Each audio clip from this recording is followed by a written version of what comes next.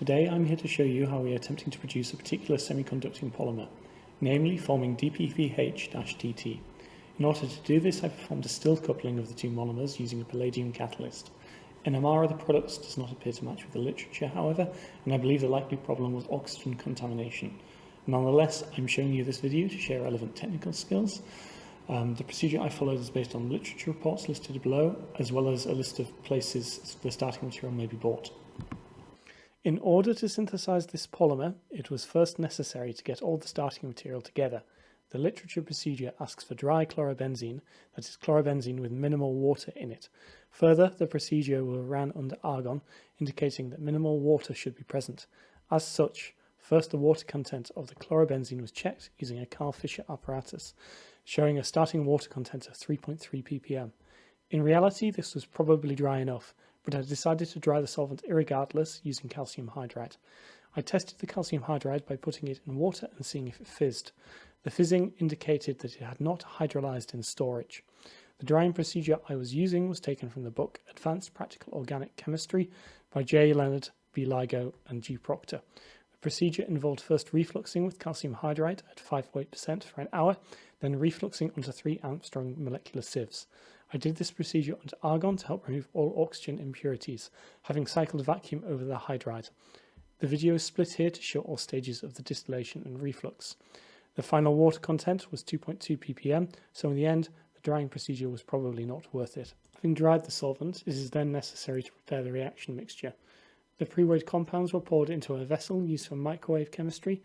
Ideally, this would have been done in a glove box, but I could not do this for this reaction. Because small amounts of compounds were used, it was necessary to wash the vials of the little solvent, more precisely 0.6 ml. Because of the inevitable contamination with oxygen of this transfer, the solutions were flushed with argon for quite some time. I believe the poor yield resulting from this reaction is likely because of oxygen contamination during this step. After flushing, the remaining 4 ml of the solvents were added. Subsequently, the vial was loaded into the microwave reactor and programmed at 200 degrees for 2 minutes, 120 degrees for 2 minutes, 140 degrees for 5 minutes, 160 degrees for 5 minutes, followed by 180 degrees for 40 minutes. This allowed the polymerization to occur.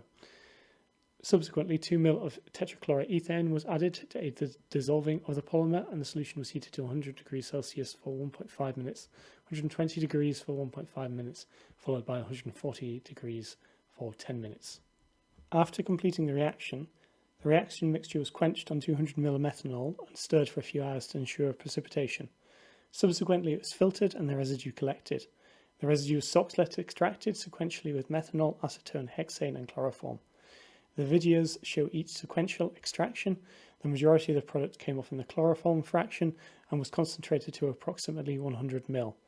At 100 ml, the product began to deposit on the flask, so an additional 250 ml was added. The solution was then precipitated by adding 250 ml of methanol. The precipitate was collected by filtration. I had some issues here, as you can see, with collecting the solid here. However, repeated filtering appeared to fix it. I suppose the polymer helped partially block the pores of the filter paper, and this allowed collection on subsequent filtrations. The product was subsequently transferred to a flask and dried under high vacuum. The final product was weighed and transferred to a vial. I'm currently waiting for the GPC to confirm the extent of the polymerization.